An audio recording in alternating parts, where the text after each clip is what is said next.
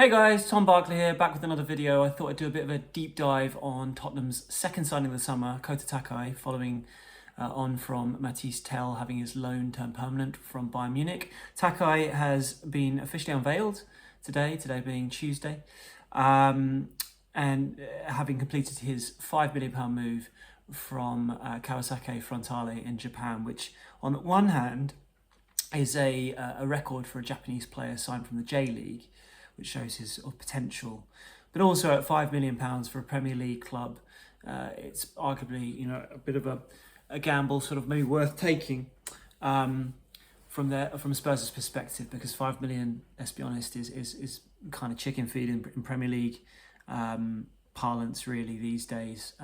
So for a young centre back who, by all accounts, has a really exciting future, albeit having never done it in a major league like the Premier League, it feels like one that was worth the opportunity, and they've got him. So he's signed on until 2030. These days, let's be honest, most young players sign pretty long contracts, so that's a 5-year deal. He is 20 years old.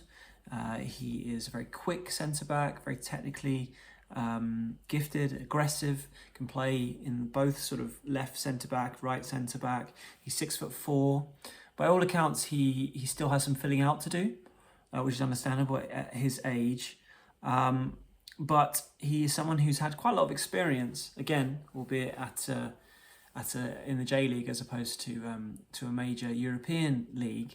But by the age of 20, he's already played 81 times for his team Kawasaki, and he also is a Japanese international. He's got 4 caps already, all 4 coming in the in World Cup qualifiers, not just friendlies, and he also played in the 2024 Olympics, helping Japan's under-23 side effectively make it to the quarter-finals. What he's probably, when looking him up, you're sort of looking at performances that really catch the eye, which might well have caught the eye of the Spurs recruitment team, led by Johan Lang. And I wonder if his performance against Cristiano Ronaldo in the AFC Champions League, the Asian equivalent of the Champions League, not too long ago, may have been the clincher, or may have been a big part of why they thought he had such potential. So Kawasaki played Al Nassr, Ronaldo's Saudi Pro League side, in the semi-finals of the competition.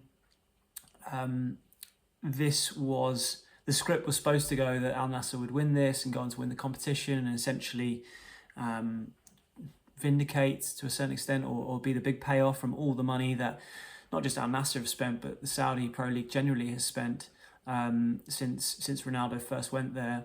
And they had a team full of absolute stars. Obviously Ronaldo being the standout one, but they also had Sadio Mane, who was once one of Liverpool's greatest players in the Premier League.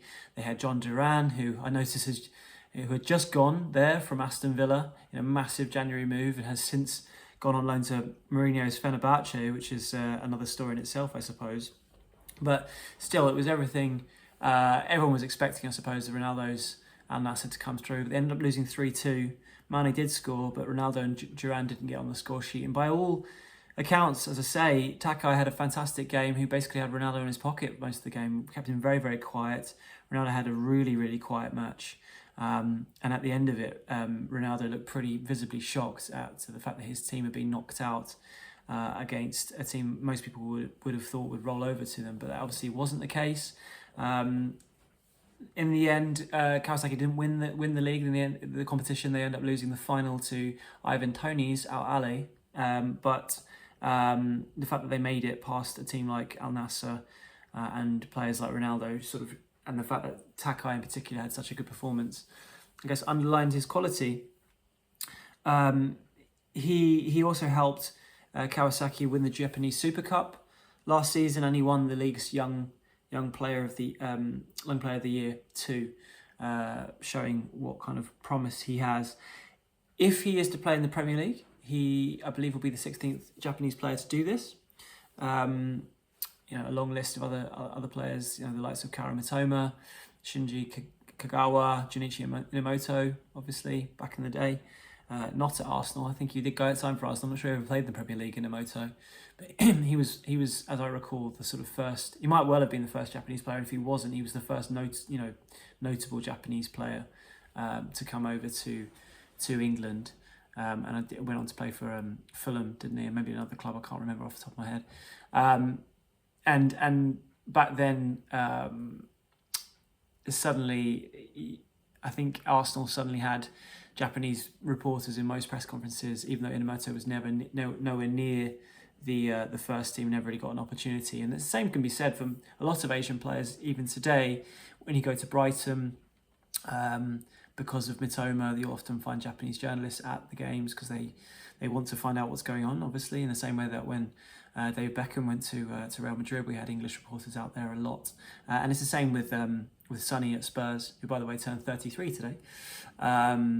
You'll generally see a couple of Korean reporters who are very nice people at most games, and often speak to Sonny after the game, which sort of speaks to how accommodating Son as a player is. He appreciates the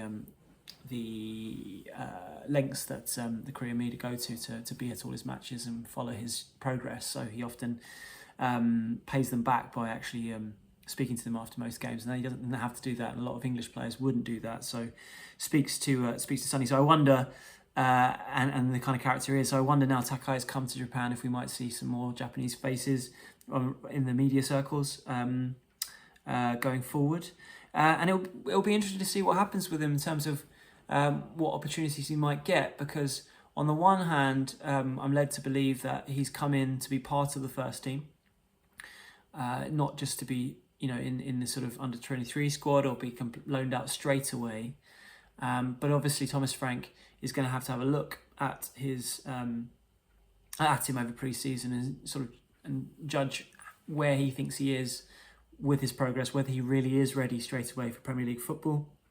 He obviously has a lot of centre-backs already. Takai becomes, I think, the 9th centre-back in Frank's squad.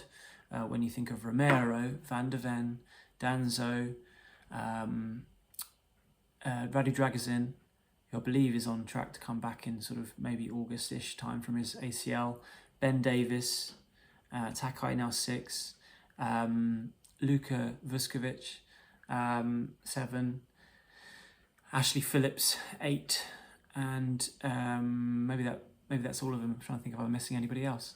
A lot of players there. Alfie Dorrington as well in that position. So you would think his chances probably were limited even with Champions League football this year. But let's see. It's also quite rare that a Japanese player or even an Asian player comes straight over from those divisions to Europe and sort of rips it up straight away. Even Sonny went to sort of mid-table Hamburg when he first came over to Europe and sort of earned his stripes and got used to the Bundesliga, let alone the Premier League, with a few sort of stepping stones. I mean, Kagawa, who it didn't quite happen from at Man United, but he would probably be the exception when he went to Borussia Dortmund under Jurgen Klopp as a relative unknown and hit the ground running straight away and was a big part in their success under Klopp. But he is a rarity. There aren't many examples of that. You think of someone like Mitoma, who's been so good for Brighton, an unbelievable steal for $2.5 million. He is someone that, yes, has been brilliant the last couple of years, to the point where Bayern Munich have looked at him. Saudi Pro League made a massive offer for him in January, and Brighton held on to him.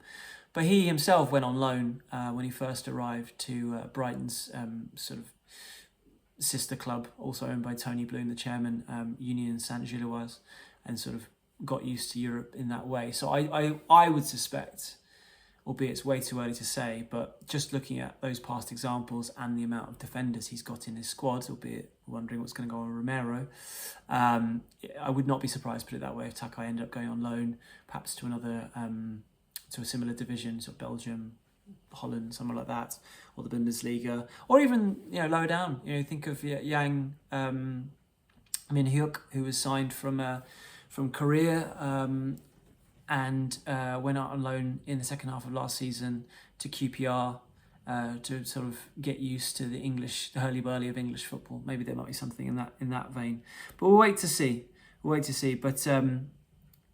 But I am led to believe he's a real talent. And I know a lot of fans might go, "Whoa, another young player, untested, not used to the Premier League," and they were crying out for experience last year, and they still are, to be honest. But that doesn't that doesn't mean you can't look at a player on their own merits and see that, as I said at the start, for £5 million, it does feel like a gamble perhaps worth taking, a low risk transfer. Who, if it works out, there's big upside for him if he can adapt and sort of show what he's shown so far in the J League, in the Premier League, which obviously are several steps up, similar to Lucas Bergvall, to be honest, coming in from the Swedish division, which is comfortably less intense and has less quality than the Premier League.